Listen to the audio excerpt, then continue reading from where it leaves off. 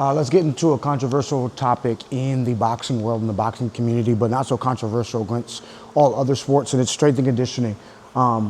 Should you do it? Yes or no?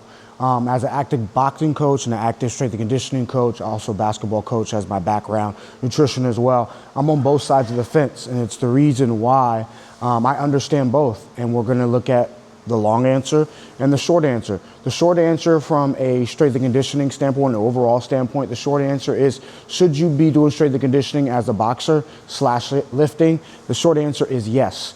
The long answer would be no in the incorrect manner. Unfortunately, right now, when it comes to lifting and social media, bodybuilding is what dominates the market. When it comes to bodybuilding, you think of big, muscular guys or muscular people in general, and we think of slowness. We don't think about athletics, right? What I'll tell you when it comes to being a bodybuilder, you don't do that by accident. That is something that is intentional. That is something that is hard to do as well. The same way that you need to be intentional in being an athlete. So now that we have that out the way, the short answer being yes, you should be doing strength and conditioning as a boxer. The long answer is no if you're incorrect at doing it, and that's coming from an active boxing coach and an active strength and conditioning coach as well.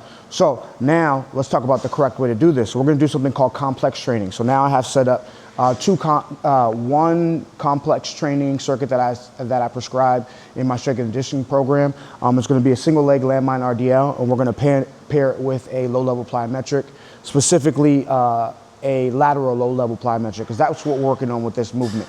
The nature of being an athlete is to move somebody when you want to move them and not to be moved when you don't want to be moved. So we want to keep the main thing. Strength and conditioning is not going to substitute your skills training, i.e. your boxing training. Because if you suck at boxing, it doesn't matter how athletic you are. If you can't fight, you can't fight. So this is not a substitution for strength and conditioning. This is supposed to be an amplifier. Question, how often should you be doing strength and conditioning? 2 to 3 days is going to do a lot for you. You don't have to do it every single day. But once again, it's doing it the correct way. So now that I've explained all that, let's get into the exercise for you. I'm going to do one side, single leg landmine RDL. The purpose and intention of this is to improve our ability to be part of the ground when we want to and get off the ground when we want to as well. So single leg landmine RDL, we're going to start with one leg, our right leg here. Our left arm is going to be held here. We're going to look to bend at the waist, which is hip flexion. So I'm coming down, knuckles just slightly past the knee. I'm digging in the ground to go ahead and come up. Bend, digging in the ground to go ahead and come up. And then I'll go ahead and do one more.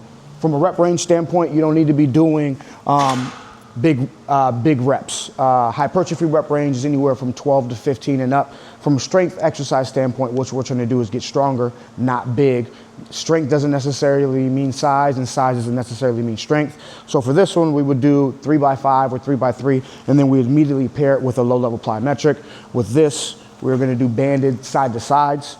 When I have the band and I have this force and I'm going this way, it's gonna be a little bit tougher to push out that side because I have this external force. When I come back in, it's gonna be a little bit harder to stop. So necessarily, I'm just coming here, coming out, coming back in, coming out, coming back in, coming out, coming back in. That will just be the overall athletic standpoint, what we're trying to do. If you wanna make this a little bit more boxing specific, you can now add your boxing stance to it. Same thing as I go ahead and push coming forward, and I come back out.